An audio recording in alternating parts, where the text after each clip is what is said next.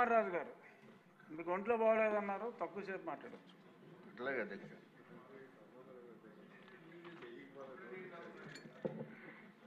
అధ్యక్ష, ఇది చాలా చాలా ఇంపార్టెంట్ అనే విషయం అధ్యక్ష. ఇదివరకు జగన్మోహన్ రెడ్డి గారి ప్రభుత్వంలో ప్రతి ఒక్కరూ కూడా అశాంతితోటి ఇబ్బందులకు గురైన మాట వాస్తవం అధ్యక్ష. అట్లాగే తెలుగుదేశం పార్టీ మీద దాడి చేశారు ఆఫీసుల పైన. పవన్ కళ్యాణ్ గారు వస్తే ఆయన్ని కూడా విశాఖపట్నంలో చాలా చాలా ఇబ్బందులు పెట్టారు అధ్యక్ష. అట్లాగే చంద్రబాబు నాయుడు గారు విశాఖపట్నం ఎయిర్పోర్ట్ నుంచి సిటీలోకి వద్దామనుకున్నప్పుడు అనిత గారు కూడా ఉన్నారు అధ్యక్ష.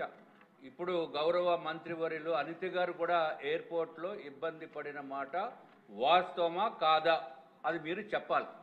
ఎందుకంటే ఇన్ని ఇబ్బందులు పడినప్పటికీ కూడా ఎవరైతే ఇబ్బందులు పెట్టారో వారి గురించి కనీసం ఎక్కడా కూడా మంచి బ్రహ్మాండంగా ఉన్నారు అధ్యక్ష.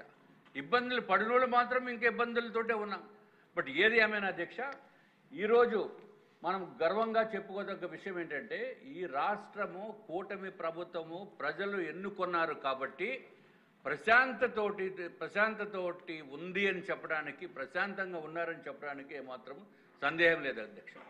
అధ్యక్ష, మీకు తెలుసు తమరిని కూడా ఏ విధమైన ఇబ్బందులు పెట్టారో మీకు తెలుసు, అందరు రాష్ట్ర ప్రజలందరికీ తెలుసు. అట్లాగే అధ్యక్ష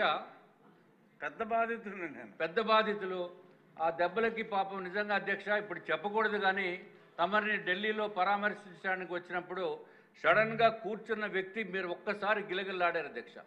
ఏంటంటే ఈ కాళ్ళలో నరాలు చిట్లిపోయి అప్పుడప్పుడు కరెంటు షాకుల కింద తోస్తుందని చెప్పి మీరు చెప్పడం కూడా జరిగింది అధ్యక్ష. ఇంత దుర్మార్గంగా ఇన్హ్యూమన్గా ఇబ్బంది పెట్టిన వ్యక్తి ఆనాటి ఉన్న ప్రభుత్వము ఈరోజు ఏంటేంటో మాట్లాడుతారు అధ్యక్ష. ఇప్పటికీ నాకు అర్థం కాదు.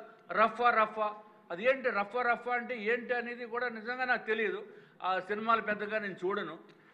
ఇంత దారుణమైన బిహేవియర్ ఉన్నప్పుడు ఏ విధంగా రాష్ట్ర ప్రజలు మళ్ళీ ఆయనకి తీర్పు చెప్పాలా అనేది మీ ద్వారా నేను రాష్ట్ర ప్రజలందరినీ కూడా నేను కోరుకుంటున్నాను అధ్యక్ష. ఇటువంటి అరాచకమైన శక్తిని ఎప్పుడైతే 2019లో వారిని గెలిపించారో అప్పటి నుంచి 5 సంవత్సరాలు కూడా సర్వనాశనం చేశారు. పోలీసు వ్యవస్థ కూడా నిర్వీర్యమైపోయి పొలిటికల్ వ్యవస్థ ఏదైతే చెప్తే దాని ప్రకారం చేయవలసిన పరిస్థితి ఏర్పడింది. అట్లాగే బాధితులు చాలామంది ఉన్నారు అధ్యక్ష.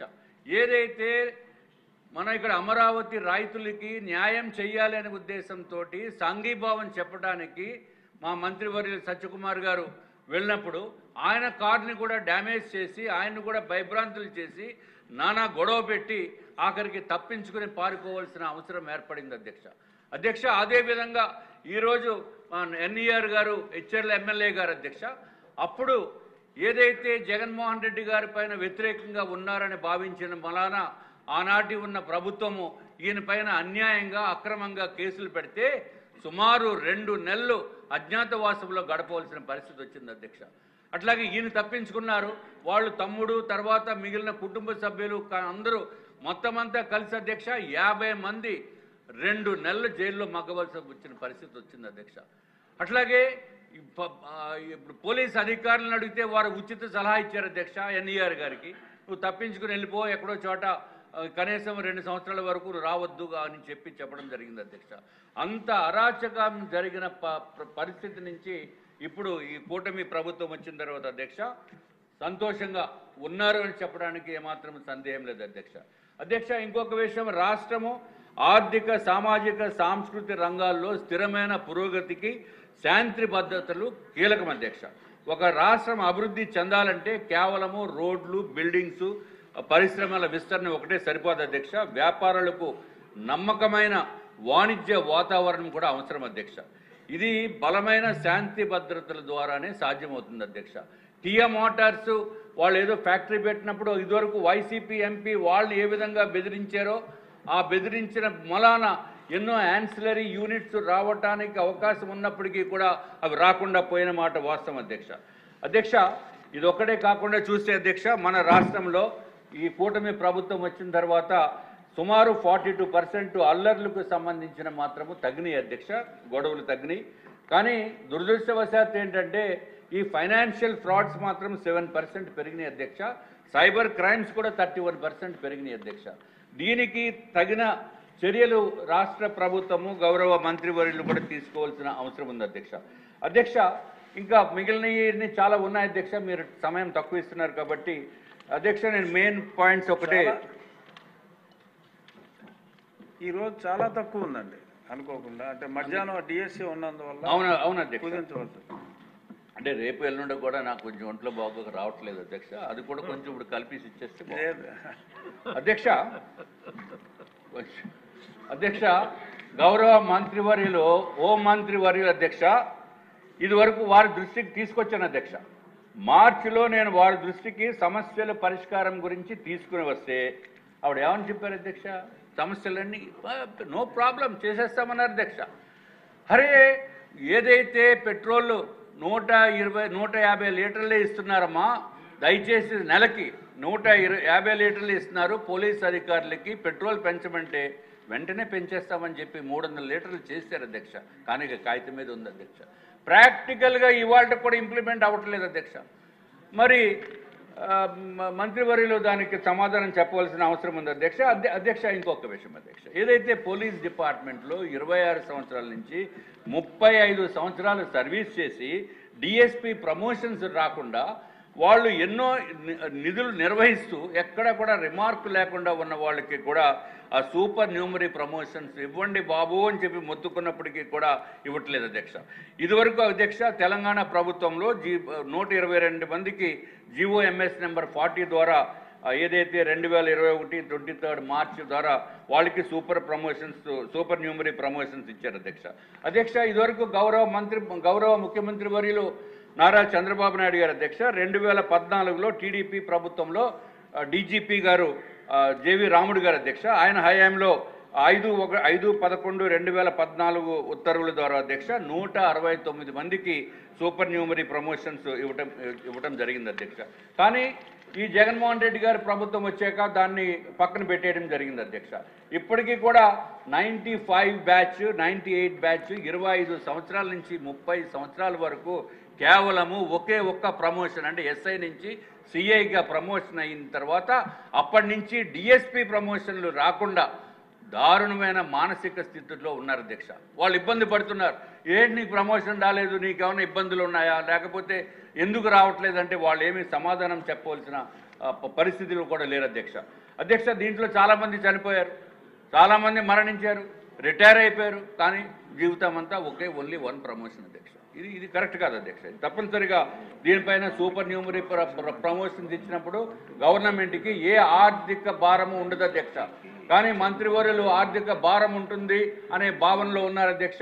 కావాలంటే కమిటీ ఏమనండి, నేను కూడా ఒక మెంబర్ కింద ఉంటాను, ఆర్థిక భారం ఎక్కడో ఒక చూపించమని చెప్పండి అధ్యక్ష. ఎందుకంటే ఇన్నిసార్లు చెప్పించుకున్నప్పటికీ కూడా ఈ చేయకపోవటం అనేది కరెక్ట్ కాదు అధ్యక్ష. అధ్యక్ష తెలంగాణ ప్రభుత్వంలో 122 మందికి సూపర్ న్యూమరీ డిఎస్పీ ప్రమోషన్స్ ఇచ్చారు అధ్యక్ష. మరి ఆంధ్రప్రదేశ్ గవర్నమెంట్ ఎందుకు ఇవ్వలేకపోతుంది అధ్యక్ష? ఇది కూడా తమరు చూడాలి అధ్యక్ష.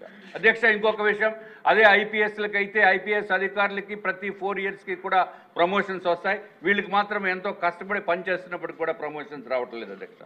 అధ్యక్ష తప్పనిసరిగా మీరు ఈ విషయంలో చూడవలసిన అవసరం ఉంది అధ్యక్ష. ఇంకొక విషయం అధ్యక్ష, చాలా ఇంపార్టెంట్, ఒక్కసారి ఒబలెట్ చేయండి విష్ణు కుమార్. చాలా ఏంటి అధ్యక్ష, అంటే కొంచెం అంటే ఇంకా బాగా కట్ షార్ట్ చేయవలసి వస్తుంది, ఇంకొకరికి అవకాశం ఉంది. చేసేస్తాను, చాలా కట్ షార్ట్ చేస్తాను అధ్యక్ష. ఇప్పుడు విఆర్ అనేది లాస్ట్ టైం కూడా డిస్కస్ చేశాం అధ్యక్ష.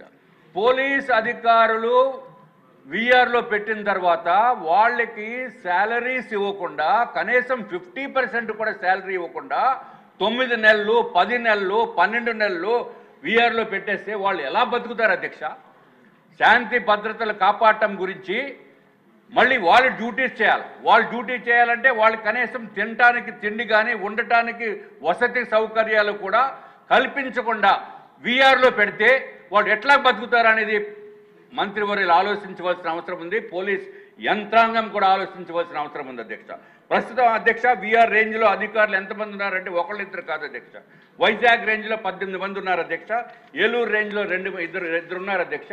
అనంతపూర్ రేంజ్లో 11 మంది ఉన్నారు, గుంటూరు రేంజ్లో 21 మంది ఉన్నారు అధ్యక్ష, కర్నూలు రేంజ్లో 16 మంది ఉన్నారు అధ్యక్ష. మరి వీళ్ళందరూ వాళ్ళ ఇంట్లో ఫ్యామిలీస్ ఉంటాయి, ఇల్లు అద్దెకు పే చేయాలి, తర్వాత పిల్లలు ట్యూషన్ ఫీజులు పే చేయాలి, స్కూల్ ఫీజులు పే చేయాలి, నిత్యావసర వస్తువులు పే చేయాలా? అది ఏమీ లేకుండా ఎందుకు ఈ రాష్ట్ర ప్రభుత్వము వీఆర్లో ఉన్న వాళ్ళకి కనీసం 50% జీతం ఇవ్వరా అని అడుగుతున్నాం అధ్యక్ష. ఇంకొక విషయం ఏంటంటే, వాళ్ళు సస్పెండ్ చేసేస్తే 50% జీతం ఇస్తారు అధ్యక్ష. కొంతమంది అధికారులు నాతో చెప్తున్నారు, అయ్యా మమ్మల్ని సస్పెండ్ చేయించేయండి, కనీసం 50% అన్నా మాకు జీతం వస్తుంది, వీఆర్లో ఉంటే 9 నెలల నుంచి 10 నెలల నుంచి డబ్బులు లేకుండా ఎట్లా బతుకుతారు అధ్యక్ష? ఇది కూడా గౌరవ మంత్రివర్యులు తప్పనిసరిగా పరిగణలోకి తీసుకోవాల్సిందిగా 2 చేతులు మీకు జోడించి చెప్తున్నాను అధ్యక్ష. అయిపోయింది అధ్యక్ష. అట్లాగే వాహనాలు కూడా కొట్టిన స్టార్ట్ అవ్వట్లేదు అధ్యక్ష. దాన్ని కూడా కొంచెం చూడవలసిన అవసరం ఉంది అధ్యక్ష. అవట్లా, ఇగ్నిషన్ అవ్వట్లేదు అధ్యక్ష. అయిపోయింది, క్లోజ్ అధ్యక్ష. ఇంకోటి అధ్యక్ష, ఏదైతే పోలీస్ సిబ్బంది కానిస్టేబుల్ నుంచి ఇన్స్పెక్టర్ ఆఫ్ పోలీస్ వరకు గతంలో ఆరోగ్య భద్రత స్కీమ్ ఉండేది అధ్యక్ష. అది దానికి 8 లక్షల రూపాయల వరకు ఉండేది అధ్యక్ష. కానీ ఇప్పుడు దాన్ని 1 లక్ష రూపాయలు చేస్తుంది అధ్యక్ష వైఎస్ఆర్ ప్రభుత్వం అధ్యక్ష. దాన్ని మళ్ళీ కొంచెం రివైవ్ చేస్తే బాగుంటుందనేది మా యొక్క ఉద్దేశం అధ్యక్ష. తప్పనిసరిగా మీరు కట్ షాట్ చేయమన్నారు కాబట్టి నేను కట్ షాట్ చేయవలసిన పరిస్థితి ఏర్పడింది అధ్యక్ష. ఇంకొకటి తమ దృష్టికి చెప్పాలి అధ్యక్ష. ఈ సరెండర్ లీవ్లు టీఏలు అధ్యక్ష, పోలీస్ సిబ్బందికి ఇవ్వాల్సింది 4 సంవత్సరాల నుంచి సరెండర్ లీవ్లు పెండింగ్లు ఉన్నాయి అధ్యక్ష. 18 నెలల నుంచి టీఏ బిల్లులు పెండింగ్ ఉన్నాయి అధ్యక్ష. కొత్త పే స్కేల్స్ డిఏ బిల్లులు కూడా పెండింగ్లు ఉన్నాయి అధ్యక్ష. దాన్ని బట్టి గౌరవ మంత్రివర్యులు కొంత యాక్షన్ తీసుకోవాల్సిన అవసరం ఉంది అధ్యక్ష. అట్లాగే 8th ఏపీఎస్పీ బెటాలియన్స్ చెందిన కానిస్టేబుల్స్ అధ్యక్ష 2010లో నియామకం నుండి అధ్యక్ష ఫీడర్ క్యాడర్లో 12, 15, 20 సంవత్సరాల వరకు పూర్తి చేసుకున్నప్పటికీ అధ్యక్ష చాలామంది కానిస్టేబుల్స్ ఇతర జిల్లాల నుంచి వచ్చి ఇక్కడ విజయవాడ, మంగళగిరి మరియు ఇతర ప్లేసెస్లో ఇంటి నుంచి 200 నుంచి 450 కిలోమీటర్ల దూరంలో పని చేసుకుంటూ ఉంటే అధ్యక్ష వాళ్ళు వెనక్కి వెళ్ళేదానికి అవకాశం ఉన్నప్పటికీ కూడా అది చేయట్లేదు అధ్యక్ష. దయచేసి మీ ద్వారా నేను కోరుతున్నాను అధ్యక్ష. ఇంకా క్లోజ్ చేస్తున్నాను, అయిపోయింది అధ్యక్ష. లాస్ట్ది, whatever the police department has done a fantastic job. It is my basic responsibility to congratulate them అధ్యక్ష. ఏదైతే యాంటీ కరప్షన్ బ్యూరోలో ఏదైతే ఏసీబీ డీజీ అతుల్ సింగ్ గారి నాయకత్వంలో అధ్యక్ష, ఐజీ జయలక్ష్మి గారు, ఎస్పీ సుప్రజ గారు, అట్లాగే డిఎస్పీ రమణమూర్తి గారు, వారి టీము ఏదైతే 7th ఆగస్టున ట్రైబల్ వెల్ఫేర్ చీఫ్ ఇంజనీర్ విజయవాడలో వారు 5 కోట్లు డిమాండ్ చేశారు అధ్యక్ష. 5 కోట్లు లంచం డిమాండ్ చేస్తే 25 లక్షలు ఫిజికల్గా ఇస్తున్నప్పుడు ఆ టీం పట్టుకుని వారిని జైలుకు పంపించడం జరిగింది అధ్యక్ష. ఇటువంటి అధికారుల్ని మనం డెఫినెట్గా అప్రిషియేట్ చేయవలసింది.